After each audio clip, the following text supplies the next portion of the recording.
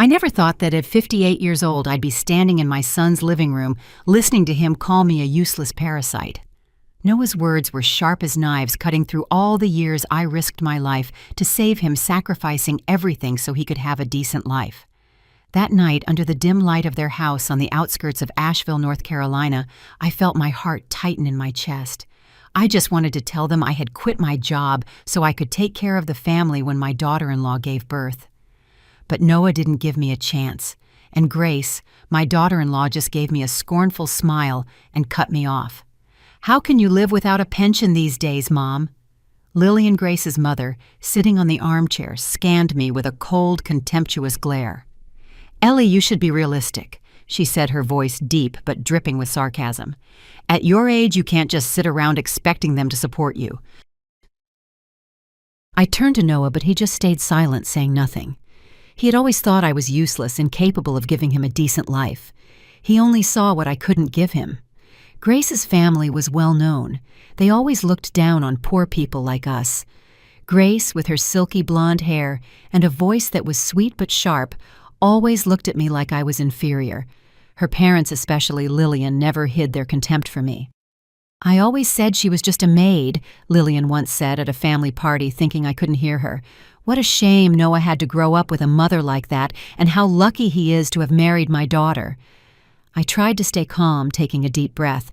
"I quit my job because I wanted to spend more time with you," I said, my voice trembling but trying to be firm.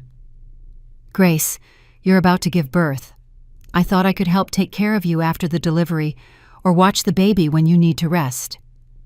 I thought those words would soften them, remind them that I was still his mother, that I wanted to contribute, but Grace just let out a mocking laugh, her gaze as cold as ice. "Postpartum care? What do you know about that? My mother already hired a professional nurse. You would only complicate things." Lillian chimed in, her voice syrupy but full of thorns. "Ellie, taking care of a newborn is a science. You need someone trained, not someone who only knows how to clean houses." The two of them, as if they had rehearsed it, teamed up to humiliate me. I felt my face burn, not from shame, but from the anger rising inside me.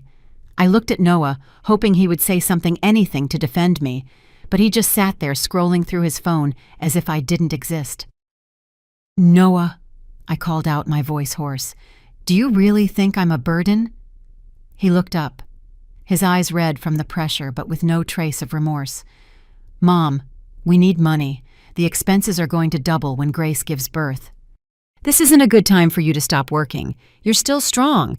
Why don't you keep working?" I froze.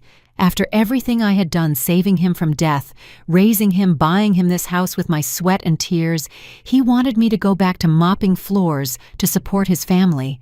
I felt a knot in my chest, like someone was squeezing my heart. "Noah," I said slowly, "I bought this house for you. I paid every single cent with money from overtime from sleepless nights. Don't you remember?" Grace tossed her hair back, jumping in before Noah could answer. "You bought the house. That's why we let you stay here. Otherwise, we would have kicked you out a long time ago, right? To some miserable apartment." Lillian nodded as if it were the most obvious thing in the world. I looked at Noah, his eyes still glued to his phone. "Noah," I said, my voice strangely calm.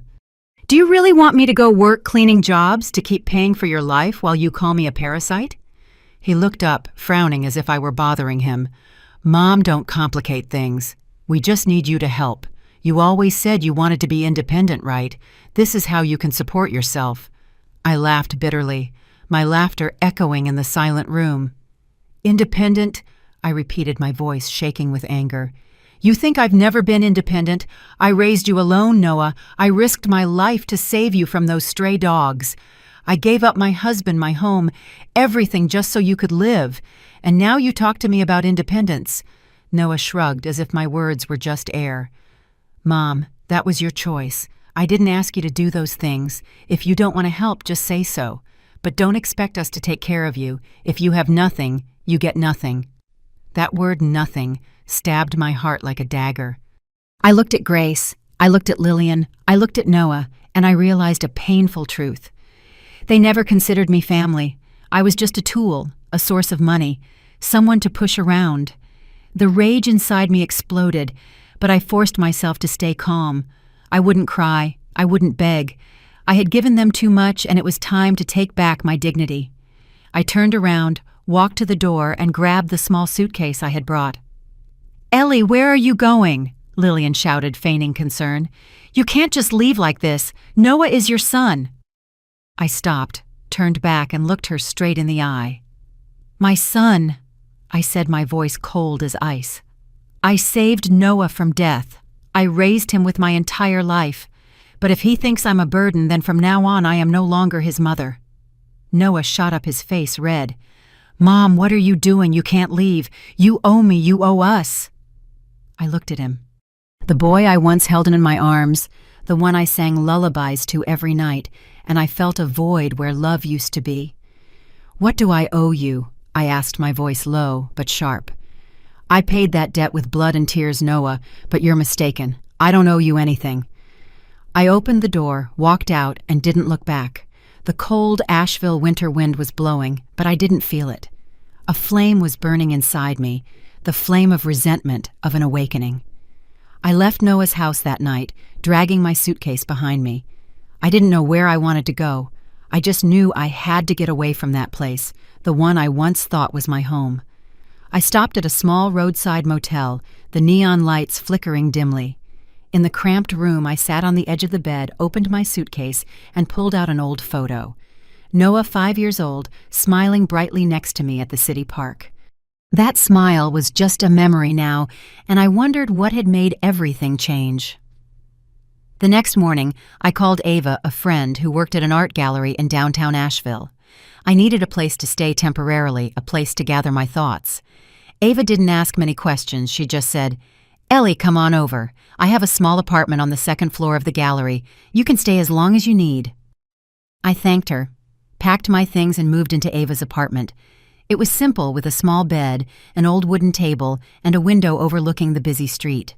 I placed the photo of Noah on the table, but every time I looked at it, I saw his contemptuous gaze from the night before. That day, Ava invited me down to the gallery to see a new painting exhibition. I went with her not out of interest, but because I needed to do something to keep from sinking into my thoughts. The paintings on the walls were full of color, but I didn't really pay attention to them.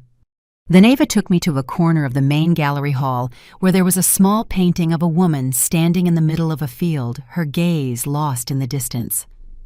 "What do you think?" Ava asked. I looked at the painting, and suddenly I remembered the early days after adopting Noah, when I was also alone, not knowing what the future held. I started telling Ava about Noah, not the story from the other night, but from the distant days when he was little. 30 years ago, after I saved Noah from the stray dog, I took him to the hospital. The doctor said he needed several surgeries to heal his wounds and recover. I didn't have any money, but I didn't give up. I worked at a tailor shop during the day, cleaned offices at night, and sold homemade cookies at the market on weekends. Every penny I earned went to pay the hospital bills. Noah was hospitalized for 3 months, and I visited him every day, bringing him old storybooks I bought at the flea market. I would read to him even though he was too little to understand, just so he knew I was there. When Noah got out of the hospital, I rented a small apartment on the outskirts of Asheville. It had only one room with peeling walls and a creaky wooden floor. I placed an old crib for Noah next to my bed. The nights he had a fever, I would stay awake wiping him down with damp cloths, singing him the lullabies my mother used to sing to me. I never told Noah about those days. I didn't want him to feel like a burden. But I clearly remember every moment, every night sitting at the kitchen table, counting every cent to buy milk, every time I refused to buy new clothes for myself to save up for his new shoes. Noah grew up, and I tried to give him a normal life. I enrolled him in a public school near our home. Every morning I woke up early to make him a sandwich to take, even though my hands ached from working all night. He loved to draw, so I bought him a cheap box of colored pencils. His drawings houses trees and the image of a woman he called Mom. I taped them all over the wall. I felt proud every time he showed off his good grades at school, every time the teachers praised him for being smart. I thought that despite the difficulties, I had given him a home. When Noah was 12, I started working for Clara, a wealthy woman who owned a furniture company in Asheville. Clara treated me like a friend, not an employee. She taught me about art, invited me to exhibitions, and sometimes gave me books about painting. I worked for Clara for 18 years, from when Noah started middle school until he graduated from college. Every month I sent Noah money even after he had moved out to live with Grace. I never told him I worked overtime to pay his college tuition, that I turned down Clara's invitation to study painting to save money for him. When Noah married Grace, I gave them the house on the outskirts of Asheville. I had spent 10 years saving to buy it, working tirelessly, even neglecting my own health. The day they moved in, Grace hugged me and said, "You are a wonderful mother, Ellie." Noah also took my hand and promised, "One day I will take care of you, Mom." I believed them. I thought it was the reward for my years of sacrifice. But now, sitting in Ava's apartment, looking at Noah's photo, I realized those promises were just empty words. On the third day in the apartment, I received a message from Noah. "Mom, we need to talk. You can't just leave like this. I'm sorry for what I said." I looked at the message, my hands trembling. A part of me wanted to call him back. I wanted to believe that he was truly sorry. But then I remembered his contemptuous look. I remembered how Grace and Lillian had humiliated me. I didn't reply. Instead, I walked to the nearby grocery store and bought a lottery ticket like a subconscious habit.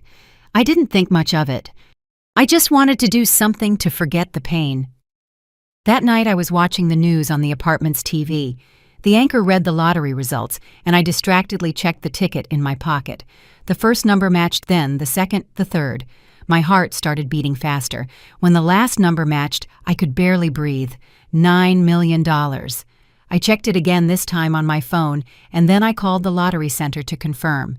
The person on the other end of the line said with a cheerful voice, "Congratulations, Mrs. Harper. You are the grand prize winner." I just sat there, the lottery ticket in my hand, not knowing what to do. I thought that if nothing had happened, I would have given the money to Noah the day Grace gave birth. I imagined the scene, him hugging me, thanking me, calling me Mom, with all his love. But after the other night, after the insults, I wasn't so sure anymore. I put the lottery ticket in a wooden box on the table next to Noah's photo. I didn't tell anyone, not even Ava. I needed time to think. A few days later, Ava invited me to lunch at a small cafe near the gallery. While we were chatting, Lillian suddenly appeared. She walked in wearing an expensive fur coat, a fake smile on her lips. "Ellie, I heard you were here," she said, sitting down uninvited. "Noah is very sad. You can't be angry with him forever. He's your son, and he needs you." I looked at her, not responding. Lillian continued, her voice syrupy but calculating. "I know you're angry about what was said, but you have to understand Noah and Grace are under pressure. They're going to have a baby. If you don't help, it will be very difficult for them. I heard there's a job at the nursing home. They pay pretty well. You should give it a try." I gripped my coffee cup, trying to stay calm. "Lillian," I said slowly, "I gave Noah everything. A home, a life, everything I had. He thinks I'm a burden, so I have nothing left to give." She frowned as if I had just said something absurd. "Ellie, you can't abandon your son. You're his mother. You have a responsibility." I stood up. I took out my wallet to pay for the coffee. "Responsibility," I said, looking her straight in the eye. "I paid that debt a long time ago, but if Noah wants me to come back, let him come and tell me himself. You are a nobody here." I walked out of the cafe, not waiting for her response. I had thought I could keep the $9 million a secret. Keep it in the wooden box next to Noah's photo, waiting for a day when my anger subsided. Maybe then I would give it to my son. But after the encounter with Lillian at the cafe, her words were like a flame that burned away the little hope I had left. I couldn't keep living in the illusion that Noah would change, that he would see me as a mother. That night in Ava's small apartment, I opened the wooden box, looked at the lottery ticket, and made a decision. I would not let anyone look down on me anymore. The next morning, I called a lawyer named Daniel, recommended by Ava. Daniel had a small office in downtown Asheville with wooden shelves full of legal documents. I walked in carrying the lottery ticket and the confirmation papers from the lottery center. "Mrs. Harper," Daniel said, adjusting his glasses. "Congratulations. This is a considerable sum, but you need to protect it. Have you told anyone?" I shook my head. "No one knows yet. I want to keep it safe, and I need you to help me organize everything." Daniel nodded, starting to take notes. He suggested creating a trust to protect the assets, opening separate bank accounts, and making sure no one could dispute ownership of the money. I agreed and signed all the documents he presented. When I left the office, I felt relieved, as if for the first time I was in control of my life. A few days later, I started looking for a place to start over. I didn't want to live in Ava's apartment forever, even though she always welcomed me with open arms. I checked real estate listings on my phone and stopped at a luxury residence on the outskirts of Asheville. It had glass walls with a view of the Blue Ridge Mountains, a large garden, and a living room big enough to hang the paintings I dreamed of creating. It cost $2 million, but I knew I could afford it. I called the real estate agent and made an appointment for the weekend. That weekend, I went to see the residence. The agent was a young woman named Hannah with a soft voice and a kind smile. She guided me through each room, pointing out details like the stone fireplace and oak floors. I was standing in the living room, imagining an easel near the window, when a sharp voice echoed from the entrance. "Ellie Harper, what are you doing here?" I turned and saw Sophie Lillian's niece standing there, her eyes full of contempt. Sophie worked for the real estate agency and clearly didn't expect to find me. "Sophie," I said, keeping my voice calm, "I came to see the house. Is there a problem?" She let out a mocking laugh, crossing her arms. "See the house? You think you have the money to buy this place? You're just a maid, Ellie. Don't waste Hannah's time." The people around and the company employees started turning and whispering. Hannah seemed uncomfortable trying to intervene. "Sophie, I'm working with Mrs. Harper. Everything is in order." But Sophie didn't stop. "In order? She doesn't even have $1,000 in her pocket? She just came here to pretend like those people who like to show off. Don't you see?" I clenched my fists, the anger rising. I had endured enough insults from Noah's family, from Lillian, and now from Sophie. I looked at her directly, my voice as cold as ice. "Sophie, you don't know anything about me. I came here to buy the house, and I'm going to do it today." She burst out laughing, her voice mocking. "Buy the house with what savings from cleaning floors. Please, Ellie, go back to your poverty." Hannah tried to calm the situation. "Sophie, that's enough. Mrs. Harper has documents of financial solvency." But Sophie snatched the folder from Hannah's hands, flipping through it arrogantly. $9 million. This is a joke. It must be fake. I know her well. She's just a maid living off Noah. There's no way she has real money." The crowd started to murmur. Some people nodded as if they agreed with Sophie. I didn't argue. I took out my phone, opened my banking app, and showed the balance to the entire room. $9 million. There were audible gasps. Sophie's face went pale. Her lips trembled. "Where did you get that money?" she stammered. "I won the lottery," I said, my voice firm. "And I don't need you to believe me or not. Hannah, I want to sign the contract for this residence right now." Hannah nodded quickly, preparing the papers, her eyes shining with excitement. Sophie stood there rigid, as if she had just been slapped. A middle-aged man the company manager approached, looking at Sophie with a frown. "You have insulted a client, Sophie. Get out of here right now." Sophie tried to argue, "But she's just—" The manager cut her off. "Enough, you're suspended. We will consider your termination." I didn't look at Sophie as she left, shooting me a venomous glare. I signed the contract, transferred the $2 million, and received the keys to the residence. Hannah hugged me, whispering, "You are amazing, Mrs. Harper. Thank you for trusting me." I smiled, but inside, the anger still lingered. Sophie was just a small part of the people who had looked down on me, and I knew the story wasn't over. A few days later, I moved into the residence. I bought a new easel, a set of paints, and began to paint. The first brushstrokes were clumsy, but I was in no hurry. I wanted to find myself again, just as Clara had encouraged me to do. But then one afternoon, Noah showed up at my front gate. I saw him through the security camera, standing there, hands in his pockets, a tired look on his face. I didn't open the gate. Instead, I received a message from him. "Mom, I heard you won the lottery. Why didn't you tell me? We need to talk." I looked at the message, my fingers sliding across the screen. I replied, "Noah, if you want to talk, come as a son, not as someone asking for money." He didn't respond, but that night, Grace called. Her voice was syrupy, completely different from the other night. "Mom, Noah is very sorry. We want to invite you to dinner at our house. You are family and we need you." I held the phone, listening to Grace's voice, and I realized one thing. They weren't sorry for insulting me. They were sorry for losing the chance to get their hands on the $9 million. I didn't answer right away. Instead, I went out into the garden. I stood under the sunset looking at the Blue Ridge Mountains in the distance. I had saved Noah. I had raised him with my entire life, but now he only saw me as a bank. I replied to Grace, "I'll come to dinner, but don't expect anything from me." That night, I got ready to go to Noah's house. I put on a simple dress, no jewelry, no ostentation. I wanted to face them, not to reconcile, but to make it clear. I was no longer the mother they could push around. When I arrived, Noah opened the door, forcing a smile. "Mom, come in. I'm sorry for what I said." Grace stood behind him, her hand on her pregnant belly, a calculating look in her eyes. Lillian was sitting at the table with her usual fake smile. "Ellie, what a joy to have you back," she said, her voice overly sweet.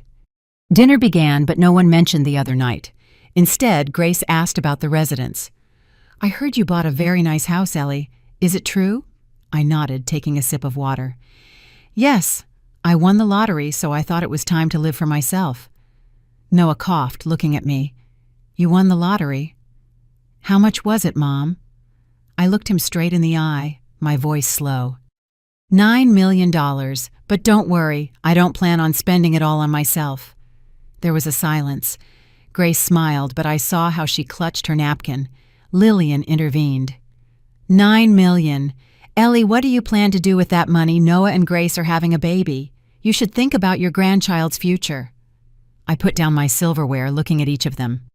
"I had thought about giving that money to Noah when the baby was born, but after what you said, calling me a burden, telling me to go clean a nursing home, I'm not sure you deserve it." Noah slammed his hand on the table, his face red. "Mom, you can't do that. I'm your son. You can't keep that money." Grace's voice trembled as she jumped in. "Ellie, you can't be so selfish. We are family." Lillian stood up, pointing at me. "You're heartless, Ellie. Who do you think you are, hoarding that money when Noah needs it?" I stood up, looking at them, my voice as cold as ice. "Family. You called me a parasite. You said I didn't know how to take care of children. He was just a child with no father or mother that I picked up off the street. He should be grateful for that, but after everything he chose to betray me. I don't owe you anything." Noah shouted. "Mom, you have no right. It's family money." I walked to the door, pausing for a second. "Family money," I said, turning to look at him. "I won the lottery, Noah, not you. And from now on, we are not mother and son. Remember that." I left the house that had cost me so much to get my heart beating fast, but not from pain. For the first time, I felt free. But as I was driving back to my residence, a message came through from Sophie. "You think you got away with it. You'll pay for making me lose my job."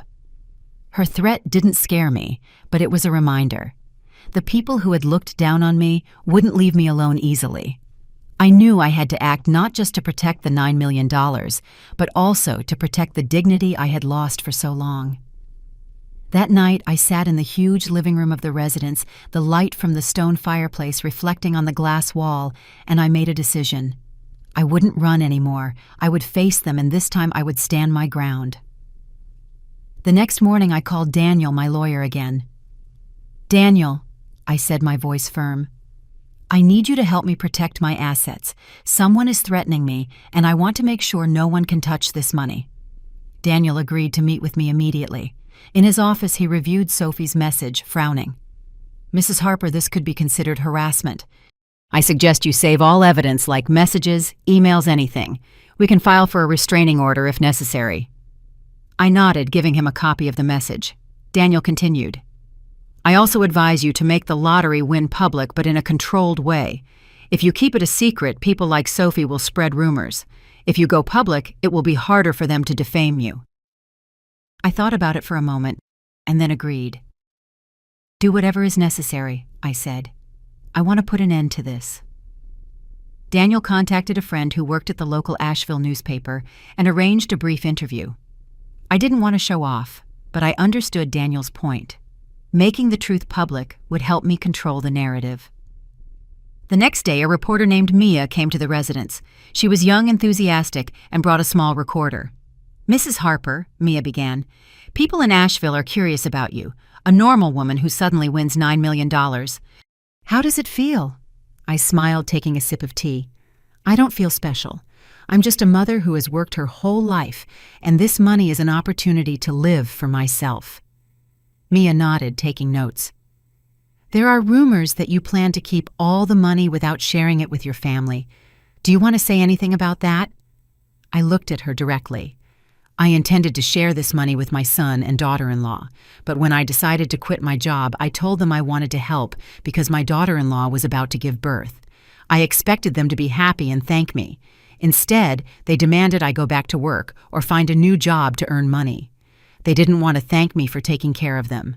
I thought that if they didn't value me, they didn't deserve this money. The interview was published over the weekend, accompanied by a photo of me standing in the garden of the residence holding a paintbrush. The headline was, "Asheville Mother Wins Grand Prize, A Journey from Sacrifice to Freedom." The article spread quickly. Ava called, excited. "Ellie, you're famous. The whole town is talking about you." But not everyone supported me. One morning, I received an anonymous email. "You are selfish for keeping the money while your son struggles to live. You will pay the consequences." I sent the email to Daniel, and he immediately sent a legal warning to the email company requesting to trace the origin. "We'll find out who's behind this," Daniel said, "but you must be careful." In the midst of the controversy, I decided to pursue the passion Clara had awakened in me: painting. I had bought a residence, but I wanted more. I needed a space to create. I found a small art gallery for sale in the Killarney district of downtown Asheville for $1.5 million. It had white walls, natural light, and an open space ideal for exhibiting paintings. I contacted the owner, an older man named George, and set up a meeting. George guided me through the gallery, pointing out the remaining paintings on the walls. "It used to be the heart of the art community here," he said with a sad voice, "but I'm old. I don't have the strength to manage it anymore." I nodded. "I want to buy it, and I want to turn it into a place that inspires people." George smiled and agreed to sell it for $1.4 million after a brief negotiation. I transferred the money, immediately signed the contract, and received the keys. A few days later, I started renovating the gallery. I hired a team to repaint the walls, install new lights, and create a small area for children's painting classes. Ava helped me contact local artists, inviting them to exhibit their work. I also started painting several hours a day to prepare for the first exhibition. I painted a large picture inspired by the one I saw in Ava's gallery. A woman standing in the middle of a field, her gaze firm. I called it Freedom. The first exhibition was planned for the end of the month. I sent invitations to the Asheville art community, posted announcements on social media, and even paid for a small ad in the newspaper. On the opening night, the gallery was bright with lights and full of people. Ava was by my side in an elegant blue dress, whispering, "Ellie, you did it. Look, everyone loves this place." I smiled, but my smile faded when I saw Lillian walk in, accompanied by a group of elegantly dressed women. They glided through the crowd, laughing and talking loudly as if they wanted to attract all the attention. Lillian approached me with a fake smile. "Ellie, I didn't expect you to achieve this. A gallery. Impressive for someone who was a maid." The people around turned. Some whispered. I kept my voice calm. "Lillian, I'm not a maid anymore. This is my dream, and I'm living it." She let out a mocking laugh. "Dream? You think a few paintings and lottery money make you an artist? You're still Ellie Harper, the one who cleaned floors for Noah." Her friends laughed under their breath. A woman with large sunglasses chimed in. "I heard you kept all the money without giving a cent to your son. What a shame." I clenched my hands, but I didn't let them see my hesitation. I turned to Ava. "Ava, can you invite everyone to see the main painting?" Ava nodded, guiding the crowd towards Freedom hanging in the center of the gallery. I stepped forward, my voice clear and strong. "Thank you all for coming. This painting is my story. I sacrificed everything for my son, but when I needed respect, I only received contempt. The $9 million is not what defines me. It only gave me the opportunity to be true to myself." The crowd applauded, but Lillian intervened, her voice sharp. "Be true, you're just selfish, abandoning Noah when he needed you most." I looked at her directly. "Abandon, is that what you call family?" Lillian was speechless. Her friends were silent. A man in the crowd spoke up. "Mrs. Harper is right. You don't treat family like that." The crowd nodded, and Lillian's face went pale. She turned and stormed out, taking her friends with her. After the exhibition, I sold 5 paintings, including Freedom, for a total of $20,000. I donated that money to a charity that supports orphaned children in Asheville as a way to close the past, but the problems didn't end. A few days later, Noah arrived at the residence, this time not alone. Grace was with him. Her pregnant belly was large now, and Lillian stood behind them with her sharp gaze. They knocked, and I opened the door, not inviting them in. "Ellie," Grace said with false sweetness, "we want to apologize. Noah was wrong to say those things. Let's start over." Noah nodded, avoiding my gaze. "Mom, I know I was wrong, but we're going to have a baby." "You can't turn your back on your grandson, can you?" Lillian intervened. "You have $9 million, Ellie. You don't need all of it. Think about the family's future." I looked at them one by one, and I realized they didn't come for affection. They came for money. I closed the door without saying a word, but Noah pounded on the door, shouting, "Mom, you can't do this. I won't let you keep all that money." I called Daniel immediately. "Daniel, I need a restraining order. Noah and his family are still harassing me." Daniel agreed, starting to prepare the documents. While I waited, I got a call from Ava. "Ellie, you have to see social media. Noah is posting things about you." I opened my phone and saw Noah's post in an Asheville community group. "My mother won $9 million but abandoned us, me and my wife, when we needed her most. She lives in a mansion while we struggle for our unborn child." The post had hundreds of comments. Some agreed with Noah, calling me a heartless mother. I didn't respond to the post. Instead, I called Ava. "Ava, can you help me organize another exhibition? This time, I want to tell the real story." Ava agreed, and we started to prepare. I painted 3 more canvases each, telling a part of my story. The first depicted me chasing away the stray dog to save Noah. The second showed me sitting at the kitchen table, counting every cent. And the third showed me standing in front of the residence, my gaze firm. I called the trilogy The Journey. The night of the second exhibition, the gallery was even more crowded than before. I stood in front of the crowd and told my story. From the day I saved Noah to the night he called me a burden. I didn't cry. I didn't ask for pity. I just told the truth. When I finished, the crowd applauded, and an older woman came up and hugged me. "You are an inspiration, Mrs. Harper. Don't let them hurt you." But when I looked towards the door, I saw Noah standing there, his expression dark. He didn't come in, just turned and left, and I wondered what would he do to get revenge on me. The next day, I was in the gallery, the soft light illuminating the Journey trilogy. The applause from the previous night was still echoing in my ears. The image of Noah at the door with that dark look wouldn't leave my mind.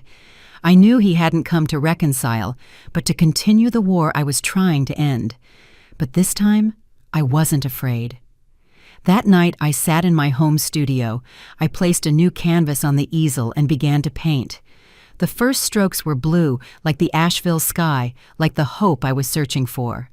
The next morning, Ava came to the residence with a stack of letters from people who attended the exhibition. "Ellie, you have to read these," she said, her eyes shining. I opened each letter, reading words of encouragement from strangers. A young woman wrote, "You inspire me to be true to myself."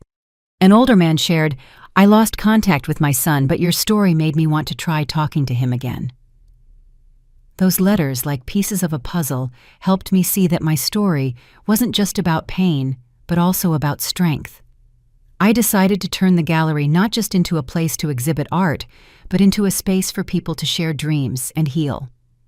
I started organizing free painting classes for children at the gallery. Every Saturday, dozens of kids gathered laughing and painting colorful pictures. I taught them how to mix colors, how to let the brush tell its own story. A girl named Lily, only 8 years old, painted a picture of her mother who had passed away the year before. "Mrs. Ellie," Lily said with bright eyes, "I painted my mom so I won't forget her." I hugged her, feeling my heart warm. Moments like that reminded me that I could bring joy to others, not with money, but with compassion. While the gallery thrived, I received news from Daniel.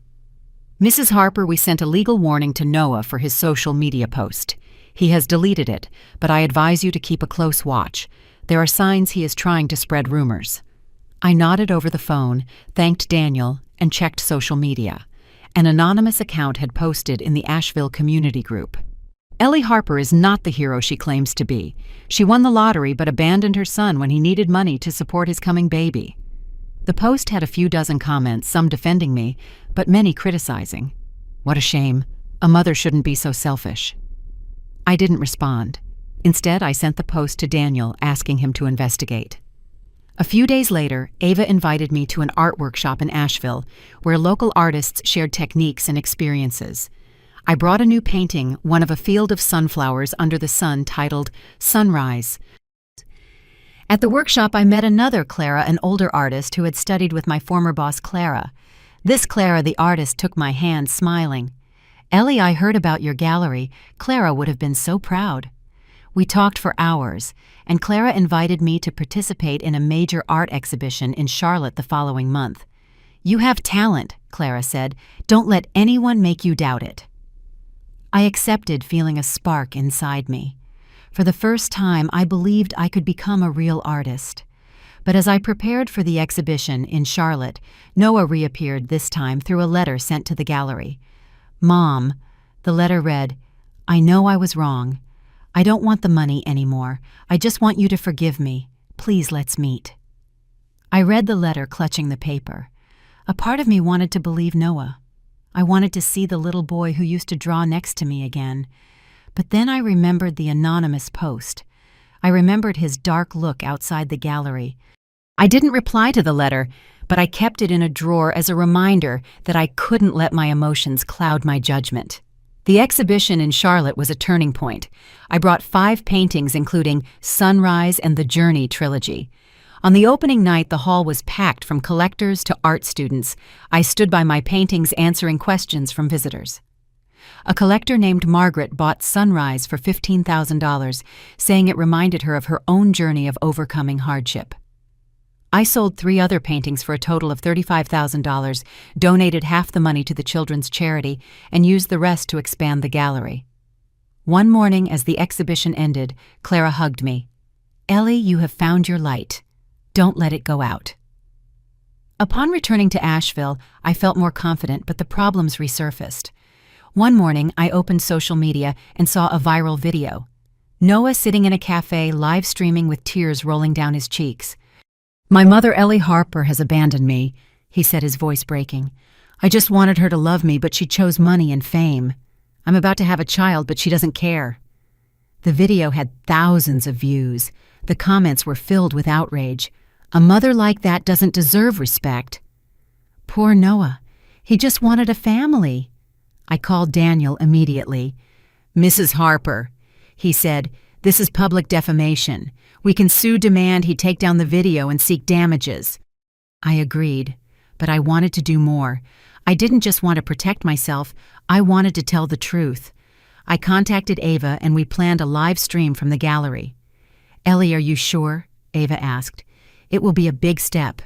I nodded. I have nothing to hide. People deserve to know the truth. The night of the live stream, I sat in front of the camera in the gallery with the Journey trilogy hanging behind me. Ava handled the technical side, her look full of encouragement. I took a deep breath and began to speak. "Hello, everyone. I am Ellie Harper, the mother Noah calls heartless. I want to tell the real story. 30 years ago, I saved Noah from a stray dog that was attacking him on the streets of Asheville. I adopted him, even though I had to give up my marriage and everything I had. But when I needed respect, he called me a bird and told me to go work cleaning a nursing home. I paused, showing scanned copies of the adoption certificate and the college tuition receipts I paid for Noah on screen. I won $9 million, I continued, and I planned to share it with Noah, but after what he and his family did, insulting me, belittling me, I decided to live for myself. I didn't abandon Noah. I just chose not to let myself be walked all over anymore. I ended by inviting everyone to the gallery where I would be donating $10,000 to the children's charity. The live stream was explosive. Thousands of people watched it. The comments flooded in. "Ellie, you are an inspiration. Noah should be ashamed for defaming you." Some skeptics asked, "If you loved Noah, why did you cut off communication?" I replied directly, "Loving someone doesn't mean letting them take advantage of you. I gave Noah everything, but I also need to respect myself." Public opinion began to shift. Noah's video gradually lost views, and many people started to support me. A few days later, Daniel called. "Mrs. Harper, Noah has taken down the video and posted a public apology. We also have a temporary restraining order. He can no longer mention you on social media." I thanked Daniel, but I knew Noah wouldn't stop easily. Sure enough, a week later, I received another letter from him sent through Ava. "Mom," the letter said, "I don't want a war. I just want you to come back. I promise to change." I read the letter, but I didn't reply. Instead, I painted a new picture depicting myself standing on a hill, looking out over the valley. I called it Rebirth. The gallery was attracting more and more visitors. I started collaborating with schools, organizing painting workshops for low-income children. Lily, the little girl who had painted her mother, became a regular student. One day she gave me a painting of me standing next to my easel, smiling brightly. "Mrs. Ellie, I want to grow up and be strong like you," Lily said. I hugged her, feeling like I was building a new family, one not based on blood, but on respect and love. But just when I thought I could move on, Grace's message arrived like a stone thrown into the calm lake I had tried to build. "Noah had an accident. He's in the hospital. Please come see him." I was sitting in my studio, the Rebirth painting still wet the light from the window, illuminating the green and yellow brushstrokes. My hands trembled as I held the phone reading the message over and over. A part of me wanted to run to the hospital. I wanted to believe that Noah needed me, that this wasn't another trick. But after everything, the insults, the defamatory posts, the fake letters, I couldn't trust so easily anymore. I called Ava and told her. "Ellie," Ava said cautiously, "you should verify it first. Noah has hurt you too much." I nodded even though she couldn't see me and decided not to go immediately. Instead, I contacted Daniel, my lawyer. "Daniel," I said over the phone, "I received a message from Grace saying Noah had an accident. Could you verify if it's true?" Daniel agreed, promising to contact the hospital and the Asheville police to confirm. While I waited, I returned to the painting, letting the brushstrokes guide my thoughts. I painted a small, winding path on the hill, as if I myself were walking without looking back. A few hours later, Daniel called back. "Mrs. Harper, there is no record of an accident involving Noah. I checked with the hospital and the police. It seems to be a trick." I sighed, not surprised, but still feeling a pang in my heart. "Thank you," I said and hung up. I replied to Grace. "If Noah really needs me, send the hospital documents. I won't come for a lie." She didn't reply. I knew I had done the right thing, but the decision wasn't easy. Noah had been my whole world, the child I saved from the stray dogs, the son I raised with sweat and tears. But now I realized that love doesn't mean letting others take advantage of you. I stood up, left the studio, and walked into the garden. The rose bushes I planted were beginning to bloom, their red petals vibrant in the sun. I closed my eyes, took a deep breath, and felt a peace I had never known before. I had been fighting for too long, and it was time to live for myself. A few days later, I decided to sell the residence. It was beautiful, but too big, too lonely for someone like me. I wanted a simpler place, a place I could call home. I contacted Hannah, the agent who had sold me the residence, and asked her to find a small house on the outskirts of Asheville near a lake or river. Hannah quickly found a wooden cabin by Lake Biltmore for $500,000. It had a spacious porch, a small garden, and a cozy living room with a fireplace. I went to see it and immediately knew it was my place. I sold the residence for $2.3 million, keeping the profit, and bought the wooden cabin. On moving day, I brought my easel, my paint box, and an old armchair I loved. I hung the rebirth painting on the living room wall as a reminder of my journey. The gallery continued to thrive. I opened more painting classes for adults, inviting people with experiences similar to mine to share their stories through art. One afternoon, a woman named Sarah joined the class. She was my age with gray hair, a gentle but sad look in her eyes. After class, Sarah shared that she had sacrificed her life for her family, but her children didn't value her. "Ellie," she said, "your story made me want to try painting to find myself again." I took her hand, smiling. "It's never too late, Sarah. Start today." Sarah became my friend, and through her, I met other women who were also seeking to heal. We organized weekly meetings at the gallery, drinking tea, painting, and sharing dreams. As my life gradually stabilized, I received news from Daniel. "Mrs. Harper, we won the lawsuit against Noah. The court has ordered him to pay you $50,000 for defamation and has prohibited him from mentioning you on social media." I thanked Daniel, but I didn't accept the money. Instead, I asked for it to be transferred to the Orphaned Children's Charity. I didn't want anything from Noah, not money, not apologies. I just wanted freedom. A few months later, I heard that Grace had given birth to a baby girl. Ava told me that Grace and Noah were going through financial difficulties and had to sell the house I bought for them. I didn't reach out. I didn't ask. But one afternoon, as I was watering the flowers in my garden, a letter arrived. It had no return address, just a photo. A newborn baby girl, blonde with blue eyes, and a note. "This is your granddaughter, Ellie. Don't you want to meet her?" I looked at the photo. My heart skipped a beat, but I knew it was another trick. I put the photo in a drawer without responding. I had chosen my path, and I couldn't go back.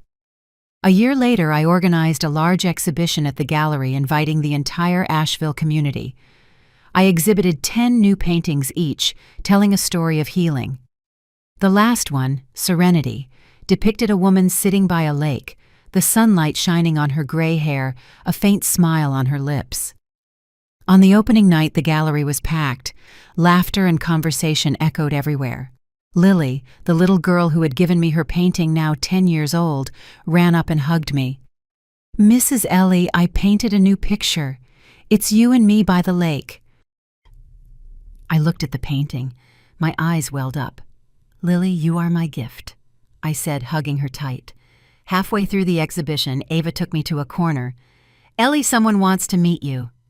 I looked where she pointed and saw an older man with gray hair standing next to Serenity. He introduced himself as Thomas, a writer who was writing a book about people who overcame adversity. "Mrs. Harper," Thomas said, "your story is a chapter I want to tell. Would you agree to share it?" I smiled and nodded. "If it helps someone find hope, I am willing." Thomas and I talked for hours, and through him, I realized that my story wasn't just about pain, but a journey of healing. I told him about Noah, but without resentment. "I saved him, I raised him, and I don't regret it," I said. "But I regret not protecting myself sooner. Kindness should not be paid for with self-destruction." Thomas took notes, his gaze full of understanding. "You are a strong woman, Ellie," he said. "This story will inspire many." A few weeks later, I heard from Ava. "Ellie, did you hear about Noah? He moved to Tennessee, works in a warehouse. Grace divorced him and has custody of the child." I nodded without asking for more details. I didn't want to know where Noah was or what he was doing. He was the past, and I had let him go. I went back to my garden and planted more sunflowers, those flowers that always seek the light. A few weeks later, I was sitting on my porch on a beautiful morning, savoring my coffee, watching the Biltmore Lake sparkle. I opened a letter from Thomas the writer. "Ellie, the chapter about you is the heart of the book," he wrote. "You have given hope to thousands of people." I left the letter on the table, smiling. Thomas's book sold tens of thousands of copies, and I received letters from all over. A woman in Ohio wrote that she had left her abusive husband after reading my story. A young man in Texas said he started studying painting because of me. Those letters didn't make me feel special, but they let me know that my story had meaning, not because of the $9 million, but because I dared to stand up. My gallery is now the center of Asheville's art community. Every Saturday, I teach painting classes for children, and on Thursdays, for adults. Sarah, the friend I met in painting class, now has her own exhibition, and we often sit down for tea laughing about the days we were afraid of change. Lily, now 11, still comes every week bringing her vibrant paintings. Last week, she gave me a drawing of me standing by the lake smiling. "Mrs. Ellie, I want to grow up and be strong like you," she said. I hugged her and said, "You are already strong. Lily, just hold on to that." I no longer have contact with Noah, Grace, or Lillian. Ava told me that Noah moved to Tennessee, works in a warehouse, and lives alone after Grace divorced him. She has custody of their daughter, and I have never met my granddaughter. Once I received a letter with a photo of a blonde girl and a note. "This is your granddaughter Ellie. Don't you want to meet her?" I looked at the photo. I felt a pang in my heart, but I knew it was a trick. I put the photo in a drawer without responding. Noah and his family lost the house. I bought them. They lost each other, and they lost me. I don't take pleasure in that, but I no longer feel I have to fix their lives. The other day, I finished a new painting depicting a path leading to the sea with a brilliant red sunset. I called it Eternal Freedom. When I hung the painting in the gallery, I stood in silence, realizing how much had changed. I used to think my value was in being a mother, a caregiver. I dedicated my whole life to Noah, hoping my love would be enough. But love cannot be one-sided. I learned that dignity is something no one can take from you unless you let them, and I won't let them anymore. I went out to the garden and cut some sunflowers to put in a vase. As I placed the vase on the table, I opened an old letter from Clara, my late boss. "Ellie, you have a flame inside you. Don't let anyone put it out." I smiled, feeling that Clara was here proud that I had kept that flame burning. I don't regret saving Noah or loving him, but I regret letting my kindness become a burden, not setting boundaries sooner. That lesson that I deserve to live for myself has changed me forever. I sat on the porch looking at the lake and thought about the people who read my story. I hope they understand that whether at 58 or 68, it's never too late to start over. Our worth is not in the roles others impose on us, but in how we rise, how we choose our passion and live with authenticity. I took the last sip of coffee, set down the cup, and picked up my paintbrush. A new painting was waiting, and I knew it would speak of hope. But somewhere out there, is there someone else holding a brush ready to repaint their life just like I did?